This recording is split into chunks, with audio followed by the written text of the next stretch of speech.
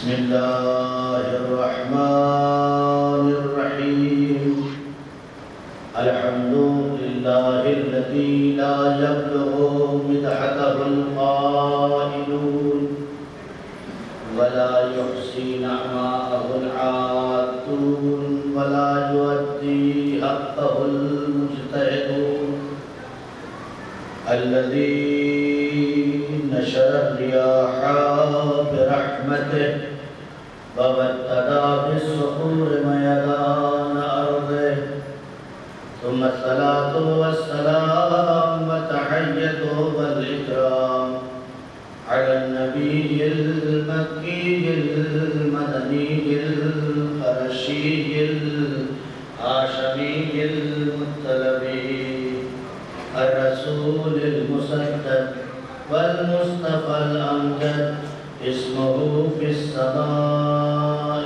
أحمد وفي الأرض أبي القاسم محمد اللهم صل على محمد وآله الطيبين الطاهرين المعصومين المظلومين الذين ذهب الله عنهم الرجس وطهرهم تطهيرا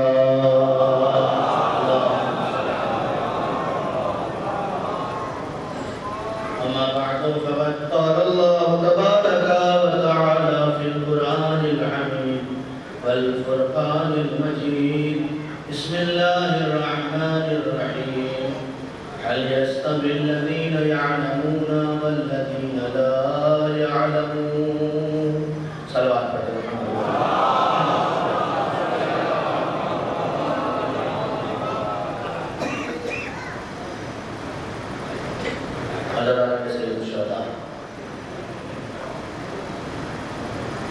عشرہ محرم کی چوتھی مجلس،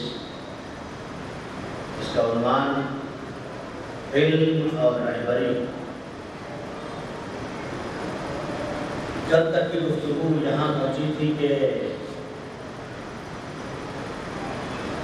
انسان اگر اپنے آپ کو زیور علم سے آراستہ کر لے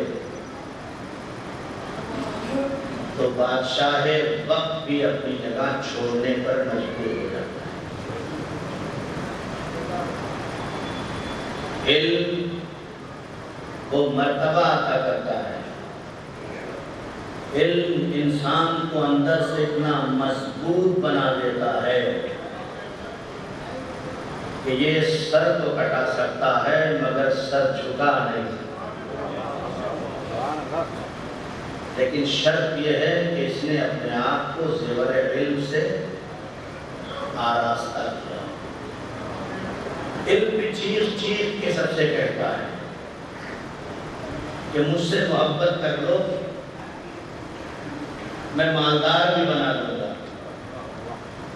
مجھ سے محبت کر لو، شرط یہ ہے کہ مجھ سے محبت کر لو۔ اگر تم نے مجھ سے محبت کر لیا تو مالداری بھی تمہارا قدم چومے گی اور آرام سے ایسی لگا کے سونے کو بھی ملے گا۔ لیکن جو عمر مجھے حاصل کرنے کے لیے لگانی تھی، اگر تم نے اسے سونے میں گزار دیا تو ہاتھ کے پنکھے ہی جھلتے رہ جاؤ گے۔ کیوں؟ اس لیے کہ ہم نے تمہیں ترقی دینے کی کوشش کی، لیکن تم نے سو کے یا دیگر اشیاء میں اپنا وقت گزار کر اس وقت کو ضائع کر دیا جس وقت میں کسی کمال تک تمہیں جانا تھا۔ بہت دھیرے دھیرے تنویر کی منزلوں سے آگے بڑھ جاؤں۔ کوئی ہے جو کہہ دے کہ دن اور رات برابر ہے؟ کوئی ہے جو کہہ دے اندھیرا اور اجالا برابر ہے؟ کوئی ہے جو کہہ دے کہ حق اور باطل برابر ہے؟ تو جب اندھیرا اور اجالا برابر نہیں ہو سکتا، جب حق اور باطل برابر نہیں ہو سکتا، جب ظلمات اور نور برابر نہیں ہو سکتے، جب اچھائی اور برائی برابر نہیں ہو سکتی تو یہ کیسے ممکن ہے کہ عالم اور جاہل برابر ہو جائے؟ ممکن ہی نہیں ہے۔ عالم کا مرتبہ ہے، جاہل کا مرتبہ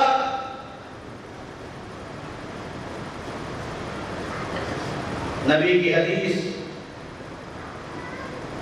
طلب العلم فریضۃ، گفتگو کا آغاز کر رہا ہوں یہاں سے، طلب العلم فریضۃ علی کل مسلم و مسلمہ، علم کا حاصل کرنا ہر مسلمان مرد اور عورت پر واجب ہے۔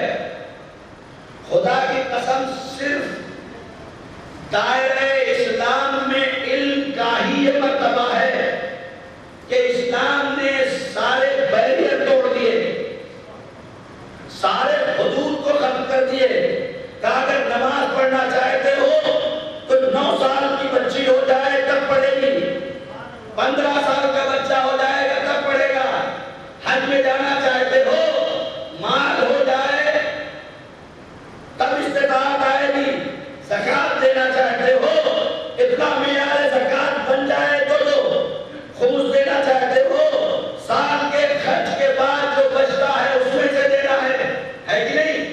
زمان کی قید، مکان کی قید، عمر کی قید، سارے وجود تمام مراحل فقہ جعفریہ میں ہے، لیکن خدا کی قسم علم اس منزل کا نام ہے کہ نبی نے سارے حدود توڑ دیے، آواز دی اطلب العلم من المہد الی اللحد، سارے حدود ختم کر دیے، اطلب العلم من المہد الی اللحد، علم کو حاصل کرو ماں کی آغوش سے قبر تک، کب سے؟ ماں کی آغوش سے کہاں تک؟ قبر تک۔ کون سا علم ہے؟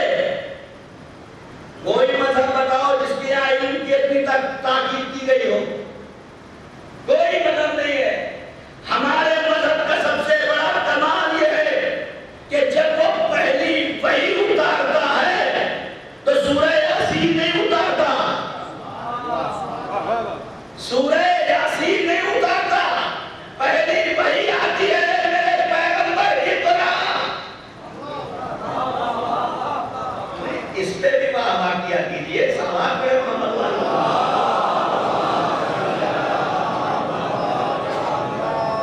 پہلی ان نوجوانوں کو کہیں لے جانا چاہتا ہوں اپنی منزل تک، پہلی وحی کیا ہے؟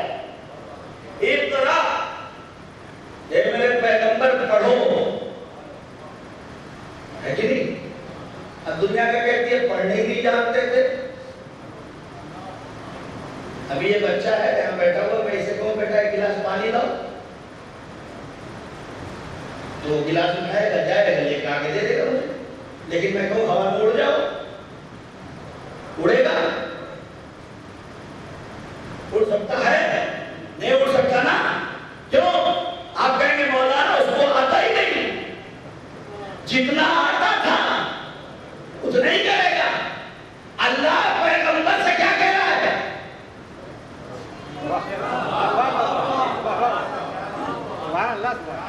پڑھو۔ ارے اگر کہاں سے اور کیسے کیسے اردو کا آغاز کروں؟ اللہ جب پہلا رہبر بناتا ہے اور فرشتوں کے درمیان اسے اتارتا ہے تو اس کے بعد جو پہلا رہبر فرشتوں کے درمیان سید الانبیاء بننے کی کوشش کرتا ہے جسے آدم کہا جاتا ہے، اس وقت کا وہ جب فرشتوں پہ سبقت حاصل کرتا ہے تو علم کے ذریعے سے کرتا ہے، نہیں کرتا؟ رہبری اور علم، سارے فرشتوں میں وعلم آدم الاسماء کلها، اور اللہ نے آدم کو تمام اسماء کا علم دے دیا تھا، پھر انہیں ملائکہ کی طرف چھوڑا اور پوچھا ہے ملائکہ تم بھی یہ 5 نور دیکھ رہے ہو اور یہ آدم بھی اس 5 نور کو دے رہے ہیں، تم بھی تعریف کرو، یہ بھی تعریف کرے، جو بتا دے گا وہ پہلا انسان بنایا جا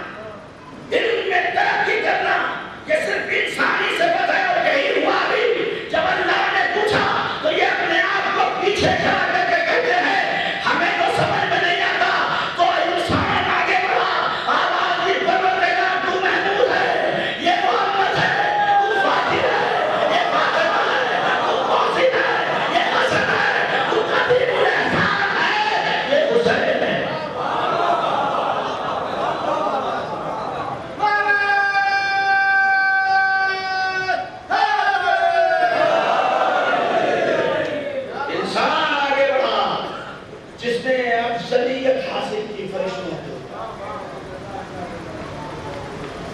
آج دیکھتے ہیں نا وہ میزائل آسمان میں جا رہا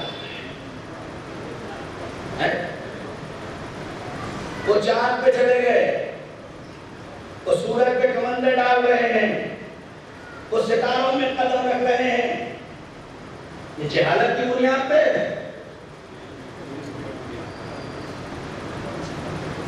یہ تو اسے کرنا چاہیے تھا جس کے انبیاء اور اولیاء آسمانوں میں اڑتے تھے, جن کے یہاں یہ کیفیات پائی جاتی تھی. لیکن نتیجہ ہے کہ ہم پیچھے ہو گئے. تم پیچھے ہو گئے.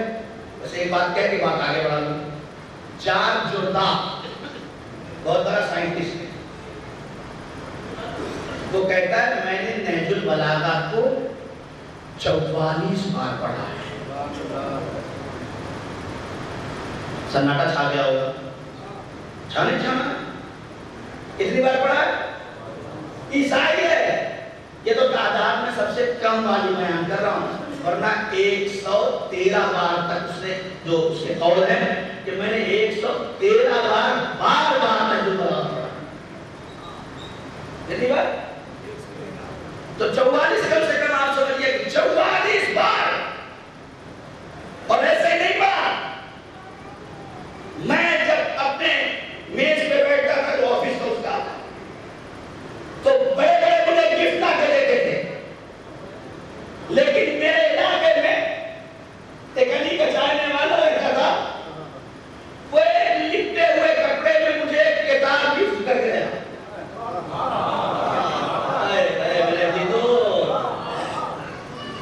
یہ تو تب ہوگا نا کہ جب ہم خود نہج البلاغہ کو جانتے ہوں, ہے کہ نہیں؟ ہم 5-5 کلو مٹھائیاں گفٹ کرتے ہیں. اگر کسی کو کمال تک پہنچانا ہے تو علی کی نہج البلاغہ بھی گفٹ کرو. ہندی میں ہے, انگلش میں ہے, اردو میں ہے, ہر زبان میں ترجمہ ہو چکا ہے اور P D F download ہو جاتی ہے. میں اپنے ان نوجوانوں سے کہتا ہوں خدا کی قسم زمانہ بہت ترقی کر چکا ہے, ہر روز 2 GB تمہیں ختم کرنا ہے. چاہے سیریل دیکھ دو, چاہے فلم دیکھ دو, تم کیا دیکھتے ہو تم جانو, اللہ جانے, ہے نا؟ لیکن ایک دن اپنا نکالو, ایک دن, ہفتے میں ایک دن اسی موبائل سے تو جو کچھ کرتے ہو کرو, منع نہیں ہے. ایک دن اپنا نکالو اور اس میں یہ طے کر لو کہ آج صبح سے لے کے شام تک صرف دین دیکھوں گا, دین پڑھوں گا, دین سنوں گا.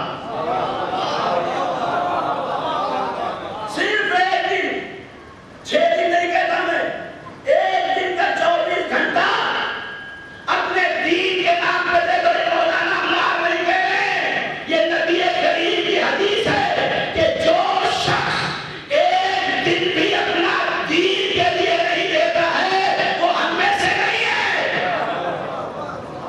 وہ ہم میں سے نہیں ہے. پڑھو نہج البلاغہ, پڑھو قرآن, بات آئے گی ابھی پر جلدی جلدی. 44 مرتبہ, جو 44 مرتبہ نہج البلاغہ پڑھے گا وہ ترقی کرے گا کہ نہیں؟ تو پھر ہم منبر سے بس اس کا تذکرہ ہی کرتے رہ جائیں گے. ہمارے پاس وقت بھی کہاں ہے, ہمارے پاس وقت کہاں ہے. ہمارے پاس لڑانے کا وقت ہے, گرانے کا وقت ہے, چوکلے پہ بیٹھ کے 4-4 گھنٹہ گزارنے کا وقت ہے, مومنین کی غیبت کرنے کا وقت ہے. اپنے گھر میں چولہا جل رہا ہو یا نہ جل رہا ہو, دوسرے کا جلتا چولہا دیکھ کے جلنے کا وقت ہے.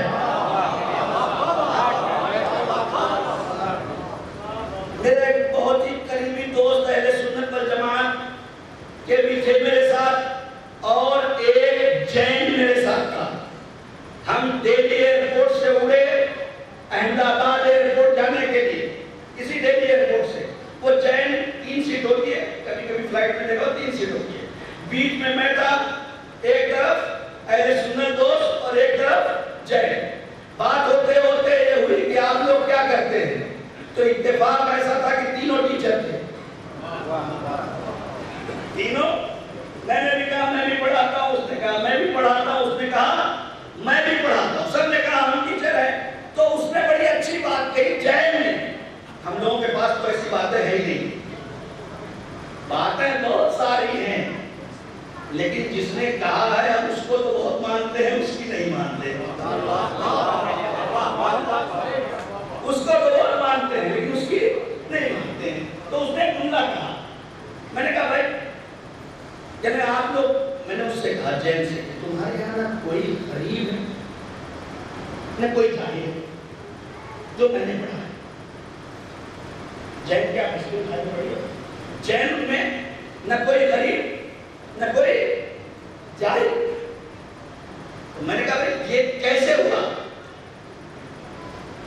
کیا سبب ہے کہ تمہارے یہاں نہ کوئی غریب ہے نہ کوئی جاہل ہے.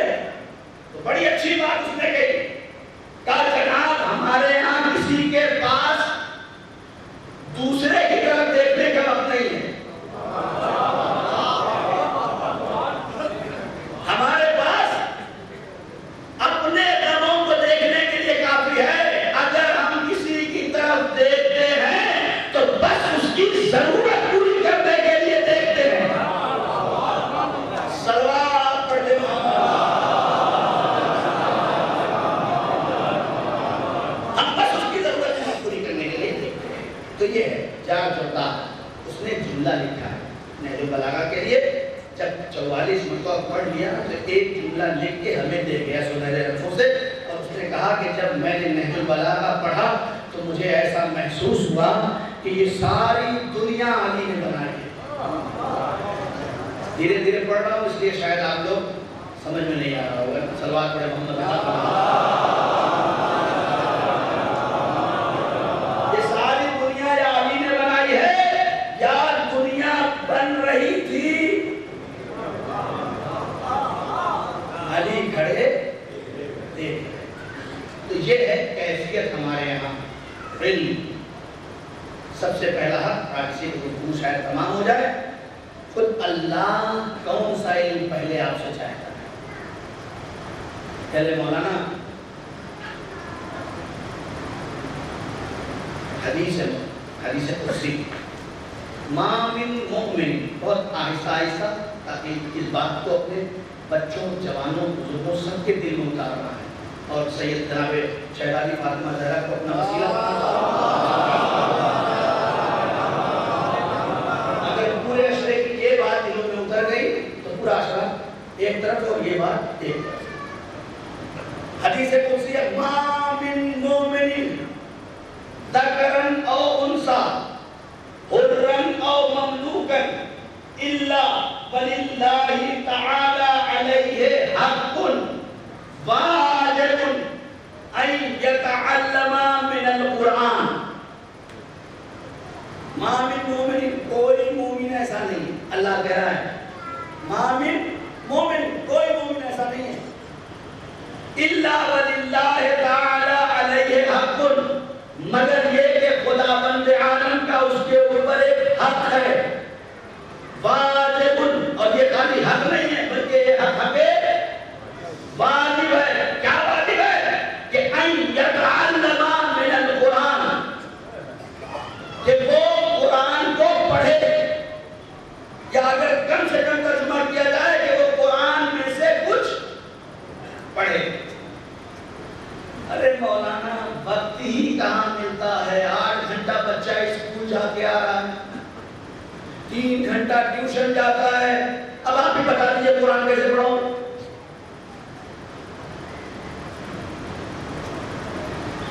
ہے نا؟ ایک تو یہ مرحلہ ہے ادھر والا وقت والا. دوسرا مرحلہ میں سن لیجئے تاکہ بات پوری ہو جائے مکمل. دوسرا مرحلہ کیا ہے؟ ارے مولانا وہ سائنس کا ٹیچر کا 3000 روپیہ ایک سبجیکٹ کرے، کتنا؟ لیکن کیا کریں، بچے کو سائنٹسٹ بنانا ہے. اب 8 سے جہاں تک پڑھایا ہے تو ٹیوشن کیوں نہ پڑھائیں؟ اچھا بھیا تو قرآن کیوں نہیں پڑھتا آپ کا بچہ؟ وہ مولانا صاحب 1000 روپے مانگ رہے ہیں.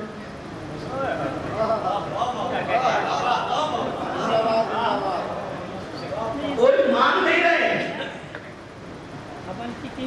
چونکہ مسجد کے ذمہ داران کو یہ احساس ہو گیا ہے کہ اس مہنگائی میں تنخواہ پہ نہیں چل سکتا،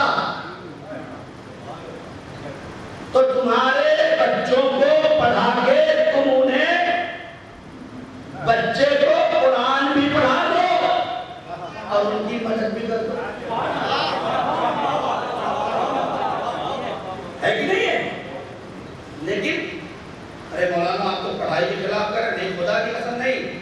ہر بچے کو پڑھاؤ، اور تمہیں تو اپنے بچے کو میرٹھ کے سب سے اچھے اسکول میں پڑھانا ہے، جو سب سے ٹاپ موسٹ اسکول ہے اس میں پڑھاؤ اپنے بچے کو. کس نے منع کیا ہے؟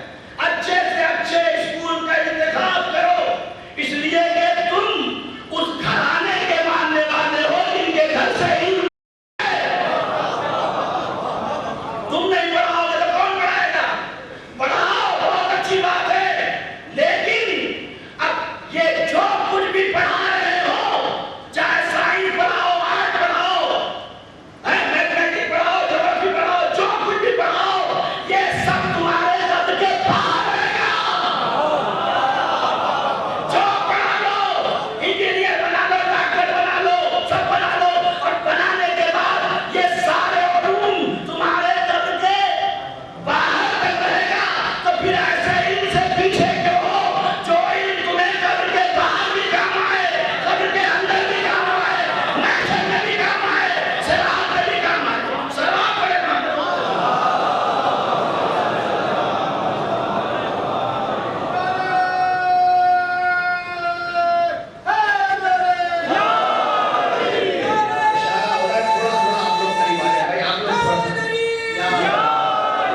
آگے والے تھوڑا سا قریب آئیں تو پیچھے والے اور قریب آ جائیں گے.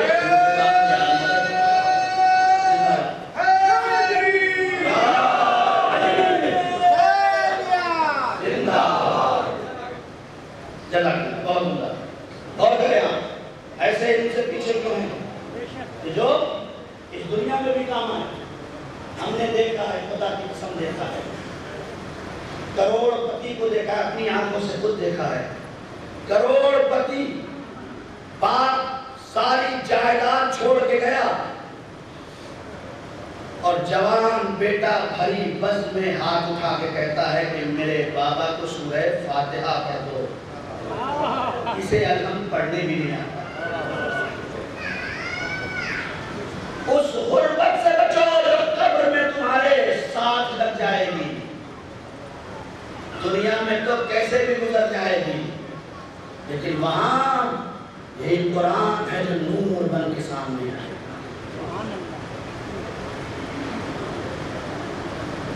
مولانا اتنی تاکید قرآن کے لیے آپ کیوں کر رہے ہیں؟ ہماری کتاب ہے، ہم پڑھ لیں گے. اگر آپ کی کتاب تھی تو اب تک کیوں نہیں پڑھی؟ ہماری کتاب ہے، ہم پڑھ لیں گے. اگر واقعاً آپ کی کتاب ہے، اور یہ بھی ہمارا المیہ ہے، اللہ نے بس ایک کتاب ہمارے لیے نازل کی. 3 پر ایمان لانا ہے، پڑھنا نہیں ہے نا بھائی. توریت، زبور، انجیل، قرآن، 4 کتابیں آسمانی ہیں. اور ہم ممبر سے بڑے جوش میں پڑھتے بھی ہیں، اور آپ خوب نعرہ بھی لگاتے ہیں کہ 3 دن کی عمر میں علی نے توریت بھی سنا دیا، زبور بھی سنا دیا، انجیل بھی سنا دیا، اور قرآن بھی سنا دیا. بے شک سنایا. وہ نہیں سنائیں گے تو کون سنائے گا؟ لیکن ہم بھی تو کچھ سنا دیں. ہم بھی گھر کے اندر داخل ہو تو 3 سال کا بچہ سورہ قل هو اللہ تو سنانے کے لائق ہو. وَأَن يَتَعَلَّمَ مِنَ الْقُرْآنِ، وہ قرآن سیکھے، قرآن پڑھے. میں اور رک کے بات کہہ رہا ہوں میرے نوجوانوں، میرے بزرگوں، اگر ہم نہیں پڑھ سکے تو اب بھی بیدار ہو. ممکن ہے میرے زمانے میں حالات فراہم نہ ہوں، میں نہ پڑھ سکا. ابھی بھی پڑھ سکتے ہیں، میں خود 60 سال کی عمر تک کے لوگوں کو قرآن پڑھا رہا ہوں، اور اللہ گواہ ہے 2 بجے دن میں بیٹھتا ہوں، رات میں 8 ساڑھے 8 بجے صرف کھانے کے لیے اور نماز کے لیے اٹھتا ہوں۔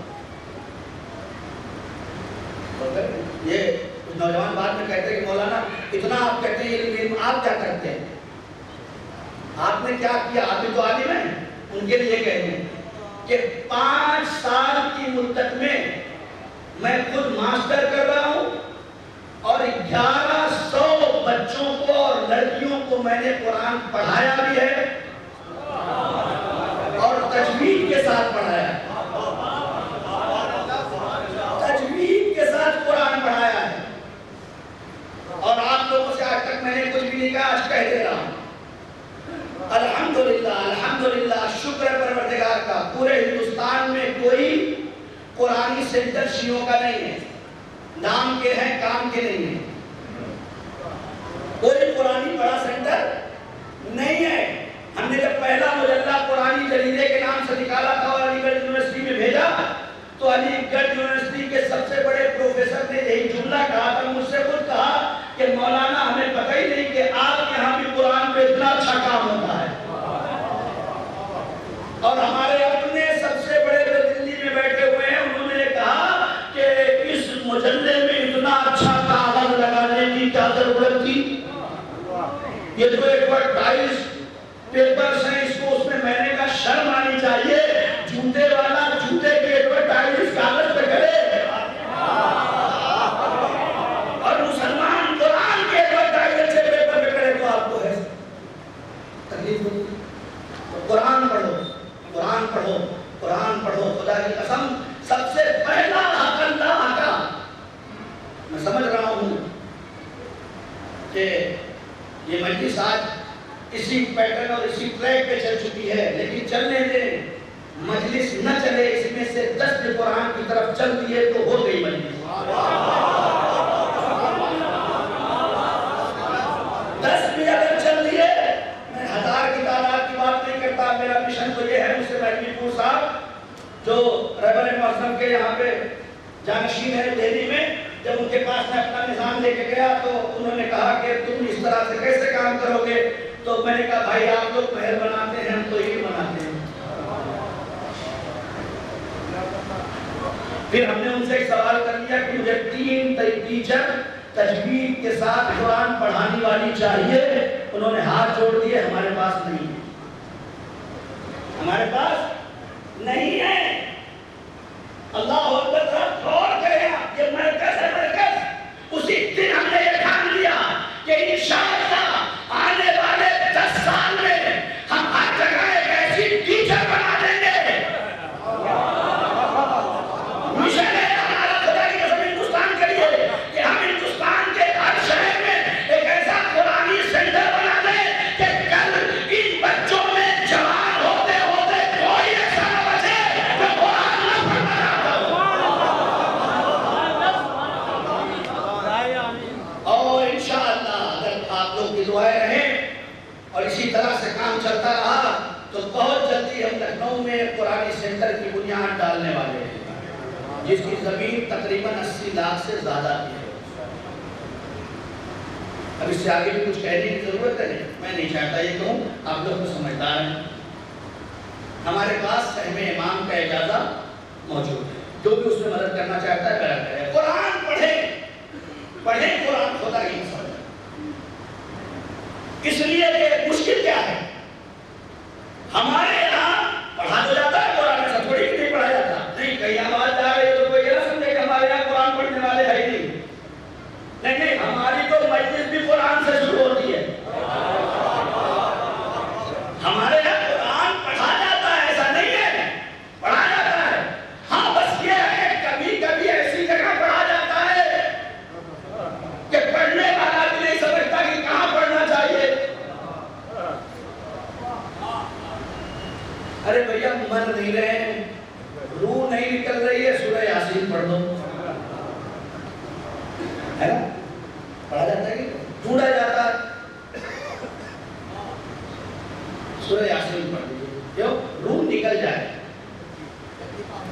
یہ ادھر کی فکر ہے. سورہ یاسین شفا ہے، مارنے والا کیپسول نہیں ہے.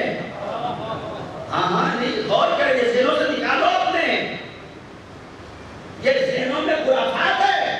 سورہ یاسین قرآن کا دل ہے، دل ہے، یہ شفا ہے. وہاں بزرگ اس لیے پڑھتے تھے کہ اگر اسے واپس آنا ہے تب بھی شفا. دو ہی راستہ ہے، ادھر بھی شفا ادھر بھی شفا. اسی لیے بزرگوں نے وقت اعتدال سورہ یاسین کو رکھا تاکہ اگر مرنے والا یا زندہ رہنے والا اگر اپنے باقی گھر والوں کے لیے برائے راحت زندگی گزار کر لے تو ادھر شفا میں آ رہا ہے، اور اگر ادھر والوں کے لیے مشکل ہو تو ادھر شفا میں چلا گیا. سلوات پڑھیں رحمت اللہ.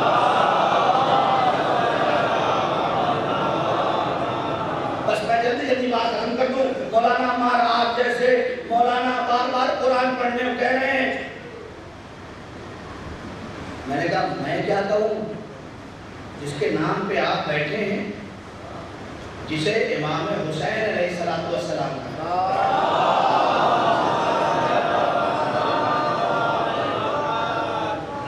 یہ اپنے غیر معصوم بیٹوں کو قرآن پڑھانے کے لیے ایک صحابی کا انتخاب کرتے ہیں. اے عبید اللہ ابن مسعود، آؤ میرے بچوں کو قرآن پڑھاؤ. اس نے کہا غور کریے گا ان باتوں پر، بات مکمل ذہنوں میں اتار دوں. امام حسین علیہ السلام نے کیا کہا، اے عبید اللہ ابن مسعود، تم میرے بچوں کو قرآن پڑھاؤ. کس کے بچوں کو؟ کس کے بچوں کو؟ امام حسین کے بچوں کو. اگر مولانا عمار پگڑی لگائے ہوں اور مولانا عمار کے بیٹے کو ایک دوسرا مولوی آ کے قرآن پڑھائے تو آپ کیا کہیں گے؟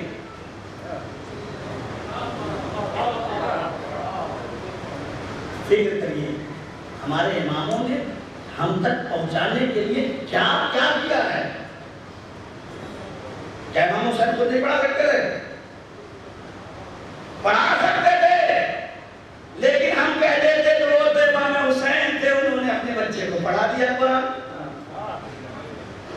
امام نے کہا نہیں، عبید اللہ تم آؤ، آ کے میرے بچے کو قرآن پڑھاؤ. 2 مہینہ قرآن پڑھایا. اس زمانے کے ٹیچر بھی اچھے ہوتے تھے. قاعدہ ہی نہیں ختم ہو رہا ہے، تنظیم میں قاعدہ چل رہا ہے، 1 سال تک بچہ قاعدہ پڑھ رہا ہے. ارے بھائی 2023 کا زمانہ ہے، 2023 کا زمانہ ہے. جب ٹیسٹ ہوتے تھے 1 ڈے ہو گئے، 50-50 ہوا، زمانہ 20-20 پہ پہنچ گیا اور آگے بھی مانگ ہے کہ 10-10 کرو. اور ہمارا کیا چل رہا ہے، وہ ایک قاعدہ 1 سال تک بچے کو پڑھایا جائے. بچہ ہی بول ہو جاتا ہے یہ قرآن پڑھنے سے فائدہ کیا ہے، ختم ہی نہیں ہو رہا ہے. 1 سال ایک قاعدے میں لگا ہوا بیچارہ ہو. نہیں، اس کو پلاننگ کریں، 3 مہینے کے اندر قاعدہ ختم ہو جانا چاہیے. جو ٹیچر 1 سال، اس کو تو پتہ ہے نا کہ بچہ 1 سال ہمارے یہاں نصاب میں ہے، 1 سال اول چلے گا، اطفال چلے گا، پھر اطفال 2 چلے گا، پھر اول چلے گا، پھر دوم چلے گا، پھر سوم چلے گا. اس کو ویسے مارکشیٹ ملے گی. آپ پلان کریں نا، علم کو تقسیم کریں 1 سال میں 4 حصوں میں بیٹھے کچھ لوگ، تب جا کے ورنہ یہ بچہ قاعدہ ہی میں اتنا بور ہو جاتا ہے کہ نہیں زبرا بے زبر باں ختم ہی نہیں ہو رہے. اسے جب یہ شوق ہوگا، دیکھیں علم مطلب ہی اس چیز کا ہے، جتنا گہرائی میں اترتے جاؤ گے پتہ چلے گا آگے اور علم ہے، آگے اور علم ہے، آگے اور علم ہے. اور جتنا آگے بڑھتے جاؤ گے اتنا پتہ چلتا جائے گا کہ میں کتنا جاہل تھا، میں کتنا جاہل تھا، میں کتنا جاہل تھا، ہے نا. اور یہ مرحلہ ہے.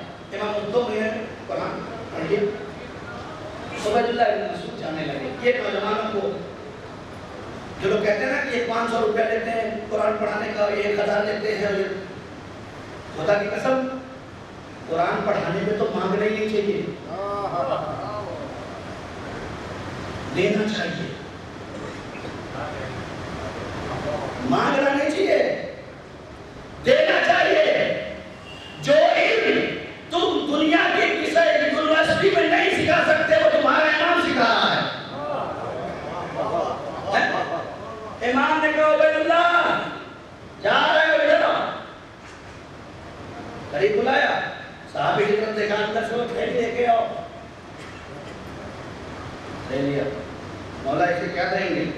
میں پوچھ رہا ہوں، درہم دیں گے یا دینار؟ اب تو نوجوانوں کو یہ بھی بتانا پڑے گا درہم کسے کہتے ہیں، دینار کسے کہتے ہیں۔ ایک چاندی کا سکہ اور ایک سونے کا سکہ، اس زمانے میں دو ہی لائے، یا درہم یا دینار۔ میں مولا سے کہوں مولا کسے کیا دیں گے؟ ہم بولے تو کیا دیتے ہیں؟ ہم اگر شادی میں نوید لکھوانے والے ہوں اور کرسی پہ کوئی بڑا آدمی بیٹھا ہو تو 51 روپے کی نیت کر کے جاتے جاتے اسے دیکھتے ہیں تو 500 ایک دے کے آتے ہیں کہ کہیں میری عزت میں کوئی کمی نہ آ جائے، یا یہ سمجھے کہ میرے پاس تو ہے ہی نہیں، ہے نا؟ ایسا ہی ہے۔ لیکن جب مسجد میں چندہ دینا ہوتا ہے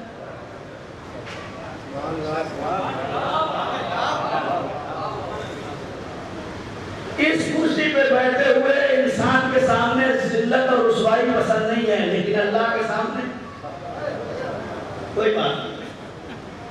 پھر ہم نکالتے ہیں جیب سے 2000 کی نوٹ ہٹاتے ہیں، پھر 500 والی ہٹاتے ہیں، پھر 200 والی ہٹاتے ہیں، پھر دیکھتے ہیں کہ ابھی اس کے نیچے بھی کچھ ہے، اور جو آخری ملتی ہے وہ کوشش کرتے ہیں۔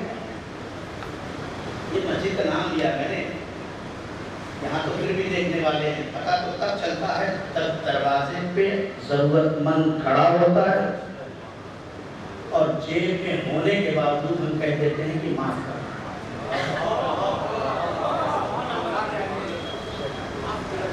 یہاں تو پھر بھی مسئلہ نہیں ہے، پتہ ہے کہ اس میں تو مجھے ہی ہوا کھانا ہے، یہاں تو مجھے ہی بیٹھنا ہے، یہ ہوا تو میرے ہی لیے چل رہی ہے، یہاں تو جو بھی دے دوں کم ہے، یہ سب تو میرے لیے سجایا جا رہا ہے۔ مزہ تو جب ہے جب دروازے پہ آنے والا جس کو دیا اور گیا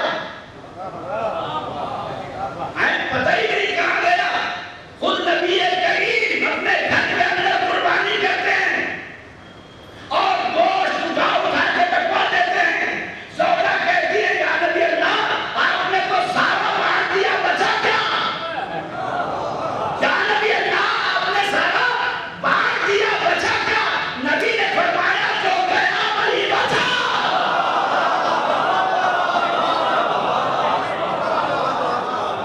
نبی نے فرمایا جو گیا وہی بچا۔ یہ اتنا پڑھنے کا عنوان اور مرتبہ اور مقصد یہ ہے کہ جب تمہاری سیلری آئے تو اس میں سے کچھ حصہ غیبی مدد کے لیے رکھتے رہو، اس لیے کہ یہ یہی ختم ہو جائے گا، وہ وہاں تک لے کے جائے گا۔ سلام پڑھتے رہو۔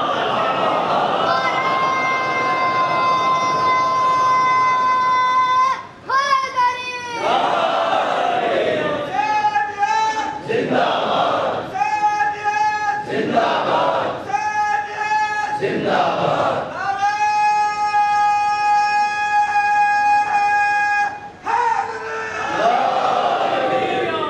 ایک بلند ترین سلام پڑھتے ہیں۔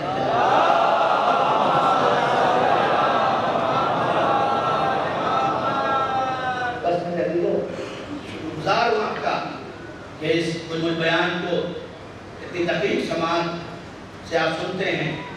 نبی نے فرمایا کہ جو گیا وہی بچا، اور جو یہاں ہے یہ ہم کھائیں گے اور تمام ہو گئے، لہٰذا اپنی زندگی میں کچھ نہ کچھ کریں۔ کل بھی میں نے کہا تھا کہ ایک خرما پیغمبر میں ہاتھ میں اٹھا کے سارے صحابیوں کو دکھا کے کہا کہ یہ پورا جو کمرہ میں نے تقسیم کیا ہے نا خیرات، اے کاش یہ مرنے والا اپنی زندگی میں ایک خرما خیرات کر کے جاتا تو یہ پورے بڑے گھر سے بہتر تھا. بالکل ایسے ہی ہے کہ جیسے مجھے پیاس لگی ہو ابھی اور آپ 1 گھنٹے کے بعد لائیں اور کہیں پانی پی لیجیے، کیا ہوگا؟ اب یہ ایک بہت بڑا چیز ہے. مولا کائنات خالق کل خالق حضرت علی ابن ابی طالب علیہ السلام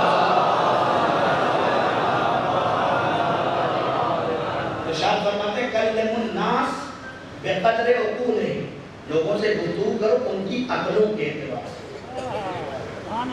آج ہمارے یہاں جو سب سے بڑی مشکل یہ ہو گئی ہے کہ یہ جگہ جو تھی یہ لوگوں کی عقلوں کے اعتبار سے بات کرنے کے لیے آئی تھی، اپنے علم کے اعتبار سے بات کرنے کے لیے نہیں.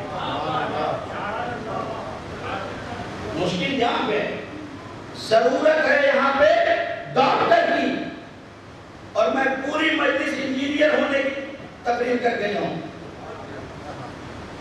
بھوک لگی ہو آپ کو کھانے کی اور میں آب زمزم میں شکر گھول کے روئے افزا ڈال کے کہوں کہ اسے پی لو. بات پہنچ رہی ہے میری؟ ضرورت پیاس لگی ہے مجھے، آپ مکنجن لا کے رکھ دیں کہ مولانا صاحب اسے کھا دیجیے، میں کہوں گا بھائی پیاس لگی ہے مجھے پانی دو، پانی، ورنہ میں مر جاؤں گا.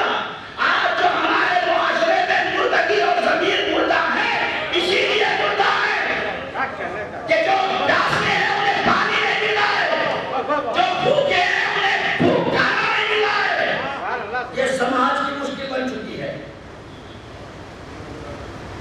ورنہ آپ دیکھیں ابھی کل ایک آرٹیکل پڑھ رہا تھا، اس میں یہی جملہ لکھا ہوا تھا کہ 10 دنوں میں سارے کام ہوتے ہیں، سارے کام ہوتے نہیں ہوتے، لیکن اصل جو امام حسین کربلا گئے تھے کوئی کام نہیں ہوتا. کیوں گئے تھے؟ امام نے فرمایا انی لم اخرج شطرا ولا بطرا ولا ظالما. دیکھو میں فساد پھیلانے نہیں نکلا ہوں، میں ظلم کرنے نہیں نکلا ہوں، میں جنگ و جدال کرنے نہیں نکلا ہوں. پھر کس لیے نکلے ہیں؟ انی خرجت، میں نکلا ہوں لطلب اصلاح امت جدی و ابی ان اامر بالمعروف و انہی عن المنکر. میں اپنے جد کی امت کی اصلاح کے لیے نکلا ہوں، میں امر بالمعروف کرنے کے لیے نکلا ہوں، میں نہی عن المنکر کرنے کے لیے. آج حالات ایسے ہو گئے ہیں کہ اگر ایک بزرگ کسی بچے کو امر بالمعروف کہے تو بگڑ جاتا ہے، بگڑ جاتا ہے. ایک مولانا اگر کسی بات پہ ٹوک دے تو ان کے سامنے نہ بھی بولے لیکن پیٹھ پیچھے ضرور بولتا ہے کہ مولانا نے یہ کیا پڑھ دیا. ڈاکٹر کڑوی دوا دیتا ہے اور آپ اسے پیتے بھی ہیں، کڑوی بھی لگتی ہے، کبھی نہیں کہتے کہ ڈاکٹر نے اتنی کڑوی دوا کیوں دے دی. ابھی کہتے ہیں آپ نہیں کہتے کیوں؟ اس لیے کہ پتا ہے کہ یہ کڑوی دوا مجھے شفا دے گی. امر بالمعروف اور نہی عن المنکر اسی لیے ہے کہ اگر یہ کڑوی نصیحتیں نہ ہوں تو آپ کی تعمیر شخصیت نہیں ہو سکتی. شخصیت کے لیے ضروری ہے کہ انسان کو امر بالمعروف اور نہی عن المنکر سے آراستہ کیا جائے. ساری دنیا علم کی طرف بھاگ رہی ہے، دوڑو دوڑو، اس لیے کہ کمپٹیشن کا دور ہے. اب وہ دور نہیں رہ گیا کہ آخری ڈگری مشخص تھی کہ یہاں پہنچ گئے تو سب سے بڑی ڈگری ہولڈر ہو گئے. اب نہیں، اب تو دنیا نے مزاج ہی بدل دیا. 12 کرنے کے بعد اتنی ڈگریاں رکھتی کہ اب سمجھ میں نہیں آتا کہ بڑی والی کون سی ہے نا. 12 کے بعد اتنی لائن بنا دی کہ اب وہ ختم ہی ہو گیا کہ بھائی یہ بہت بڑے ڈگری ہولڈر تھے، سب برابر ہو چکے ہیں، سب میں کمپٹیشن ہے. آپ کو کیا ہوا لائن میں اس کے پاس لوگوں کو لگتے ہوئے بھی دیکھیں گے اور LLB کیا ہوا مکھی مارتا ہوا بھی دکھائی دے گا. MBA کیا ہوا انسان کمپنیوں کے ہزاروں لے کر آتے ہوئے بھی دکھائی دیں گے اور خود سے 50 لے کر کے بیچتے ہوئے بھی ملیں گے. کبھی آپ نے سوچا ایک ہی اسکول کے پڑھے ایک ہی یونیورسٹی کے پڑھے دونوں MBBS ڈاکٹر ایک کے دروازے پہ ہزاروں کی بھیڑ صبح سے شام تک اور ایک دروازہ کھولے ہوئے بیٹھا ہے کوئی آتا ہی نہیں.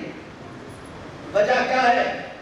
وجہ بہت ساری وجہ ہے جو اس میں سب سے ٹاپ وجہ ہے وہ آپ کو بتا دوں.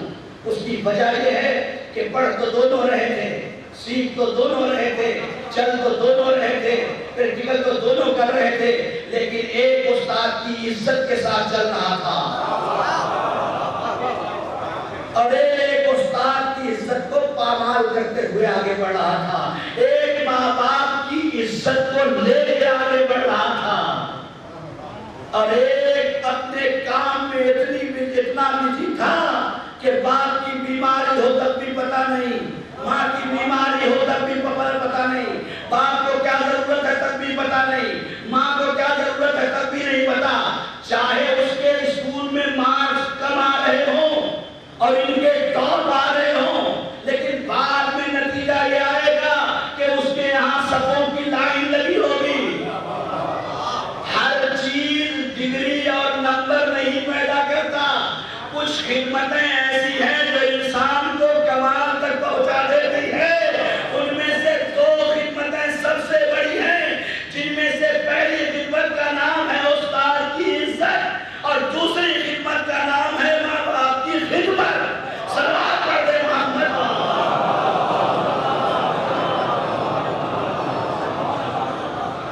بات ختم ہو گئی بالکل اور آج یہ گریز تھا اور یہاں تک گفتگو پہنچی. کل انشاءاللہ جو میں نے کہا تھا کہ علم میں انسان جب کمال تک پہنچتا ہے تو اس کے زبان اور اس کے ہاتھوں کے اندر کا کمال پیدا ہو جاتا ہے. وہ انشاءاللہ کل کی گفتگو میں آپ کی خدمت میں پیش کروں گا کہ ان نوجوانوں کے اندر علم آئے تو اپنی زبان اور اپنے ہاتھ کو کس طرح سماج اور معاشرے کے حوالے کریں. اس لیے کہ چلتا پھرتا انسان ضروری نہیں ہے کہ سب ایک جیسے ہیں. مولا نے فرمایا ہے کہ مجھے تو کوفے کی گلیوں میں کچھ مردے بھی چلتے ہوئے دکھائی دیتے ہیں. مردے بھی ہیں جو چلتے ہوئے دکھائی دیتے ہیں. مولا یہ مردے کیوں ہیں؟ کہا اس لیے کہ ان کا ضمیر مر چکا ہے. ان کا ضمیر مر چکا ہے. تو اہل بیت کے یہاں اگر ضمیر مر جائے تو زندگی کا کوئی فائدہ نہیں. بات ختم ہو گئی بالکل. یہ ہے قرآن کا.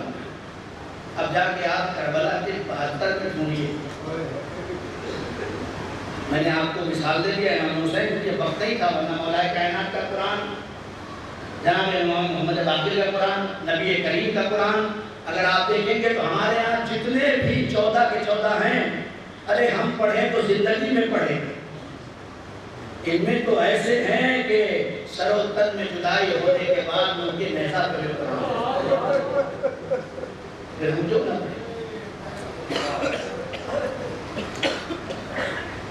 ارباب مقاتل لکھتے ہیں کہ جب شب عاشور آئی ہے تو امام حسین نے اس سے پہلے 1 دن کی مہلت مانگی. آپ سب سنتے ہیں اس کو. 1 دن کی مہلت مانگی اور وہ مہلت کس لیے مانگی؟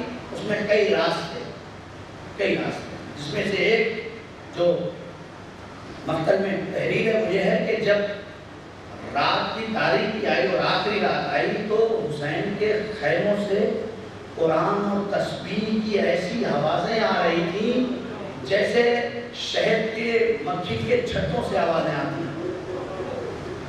تصور نہیں کر سکتے آپ.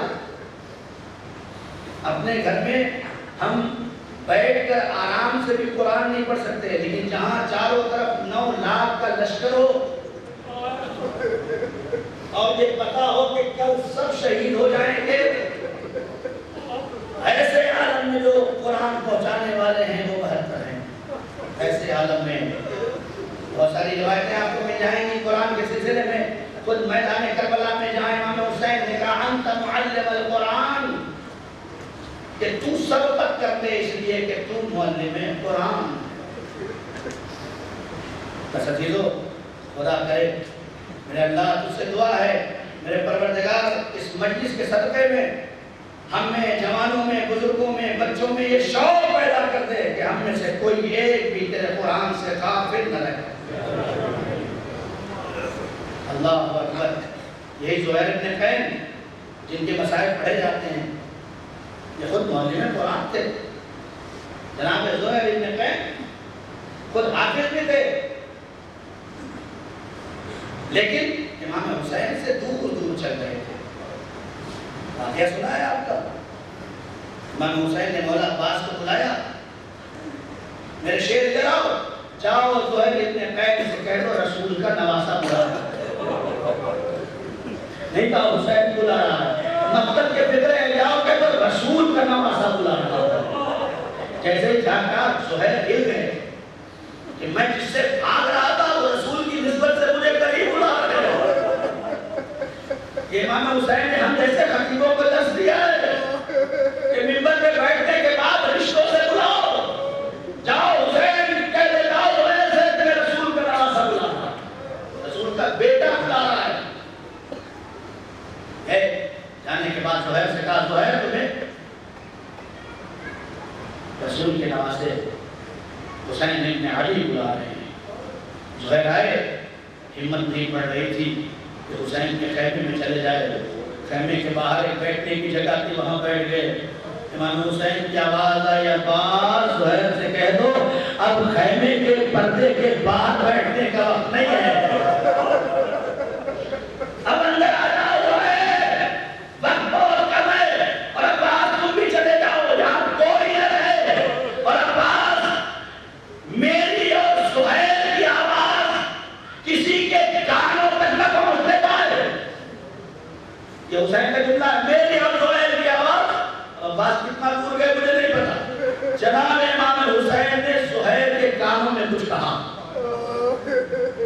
یہاں تک راوی لکھتا ہے کہ امام حسین نے اپنے ذہن کو زہیر کے کان کے قریب کیا اور کچھ کہا. بس اتنا کہنا تھا کہ کیا کہہ دیا. اب جو زہیر اٹھے ہیں تو آنکھوں سے آنسو بہ رہے ہیں، امام آ چکا ہے. زہیر باہر نکلے، دوڑے ہوئے اپنے خیمے میں پہنچے، اپنی سودا کے پاس جا کے ہاتھ چھوڑ کے کہتے ہیں اے میری سودا، اگر پوری زندگی میں مجھ سے کوئی خطا ہو گئی ہو تو مجھے معاف کر دینا، مجھے معاف کر دینا. اپنی اپنے گھروں میں یہ گھر سے خدا کی قسم اپنے اپنے گھروں میں اس دنیا سے جانے سے پہلے ایک بار اپنی سودا کے سامنے ہاتھ جوڑ کے کہہ کے جانا کہ میری شریک حیات اگر زندگی میں مجھ سے کوئی خطا ہو گئی ہو تو اسے معاف کر دینا. زہیر نے دیکھا، پوچھا میرے والیوں وارث یہ اچانک ہو کیا گیا؟ کہا میں حسین کے پاس سے آ رہا ہوں، حسین کے پاس سے آ رہا ہوں. کیا ہو گیا؟ اب تک تو حسین کے ساتھ ہی تھے. کہا نہیں، آج حسین نے اپنے پاس بلا لیا، آج حسین نے اپنے سے قریب کر لیا. اب میں حسین کے پاس پہنچا ہوں تو پھر کیا ہوگا؟ کہا میں تمہیں آزاد کرتا ہوں. کہا کیوں؟ آپ کہاں جائیں گے؟ کہا میں شہادت کی طرف جا رہا ہوں. یہ برتن کے جملے ہیں، میں شہادت کی طرف جا رہا ہوں، مجھے آزاد کر دو، میں تمہیں آزاد کرتا ہوں. سودا نے ہاتھ جوڑ دیے. زہیر ارے جب تک جہنم میں تھے اپنے ساتھ رکھا، اب جب جنت کی طرف جا رہے ہو مجھے چھوڑو. ارے مجھے شہید کی سودا ہونا قبول ہے، حسین کے زہیر سے جدا ہونا برداشت نہیں. زہیر آگے بڑھے، حسین کے قریب آئے. باقی سارے مسائل آپ سنتے رہتے ہیں، آخری مسائل کا ٹکڑا اور بات ختم کر دوں. زہیر نے کیا کیا؟ صبح سے جنگ کرتے رہے، زور کا وقت آیا، دوڑے ہوئے واپس آ گئے. امام حسین کے قریب ہاتھ جوڑ کے کہا مولا صبح اللہ سے جنگ کر رہا ہوں، لیکن میں نے راستے میں بہت نمازیں چھوڑی ہیں۔ اے میرے مولا، میں نے آپ کے پیچھے بہت نمازیں چھوڑی ہیں، آپ کے ساتھ نماز پڑھنے کا موقع نہیں ملا۔ مولا بولتے جو ہے آخری نماز آپ کے پیچھے پڑھ لوں۔ ارے امام نے مصلی بچھایا، اللہ اکبر کہا، اتنا کہنا تھا، سامنے سے فوجوں کی اذان آ گئی، اے حسین ہم نماز پڑھنے نہیں دیں گے۔ تیر چلنا شروع ہوا، ادھر سے زہیر آگے بڑھے، ادھر سے سعید آگے بڑھے، حسین کے سامنے کھڑے ہوئے، تیر چلتا رہا، زہیر روکتے رہے، تیر چلتا رہا، سعید روکتے رہے۔ ایک مرحلہ وہ آیا کہ حسین نے کہا السلام علیکم ورحمۃ اللہ وبرکاتہ، نماز تمام ہوئی، زہیر ادھر گر گئے، سعید ادھر گر گئے۔ زہیر کی روح قفس انسانی سے پرواز کر گئی، عاشور کا دن گزر گیا، حسین شہید ہو گئے، عباس مارے گئے، اور وہ محمد کا لاشا برباد ہو گیا، ساری بیویاں اپنے اپنے وطن چلی گئی۔ جب زہیر کی دولت کوفے پہنچی تو اچانک ایک دن یہ خیال پیدا ہوا کہ ارے زہیر کا جاننے والا کوئی نہیں تھا، اور کوئی پہچانتا نہیں تھا۔ اپنے غلام کو بلایا، ایک کفن نکالا، غلام کے ہاتھوں میں دیا، اے میرے غلام یہ کفن لے جا، اگر کربلا میں تیرے زہیر کا لاشا پہ دو کفن پڑا ہو تو یہ کفن اسے دے دینا۔ غلام لے کے چلا، کربلا پہنچا، اب جو اس کی نگاہوں نے دیکھا، خدا کسی کو نہ دکھائے، ارے کفن لے کے واپس کوفے آ گیا، دروازے پہ تکل مار دیا، زہیر کی فوجیں سامنے آ گئی، ایک مرتبہ پوچھ لیا، اے میرے غلام یہ کیا ہے؟ غلام نے کفن سامنے رکھ لیا، فوجیں کہتی ہے کیا؟ زہیر کو کفن دے دیا گیا۔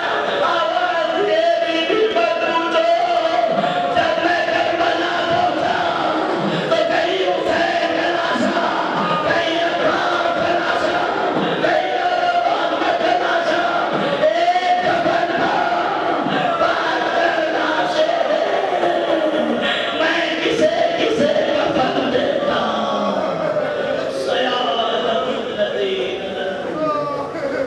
ایام قلبی یقتلون،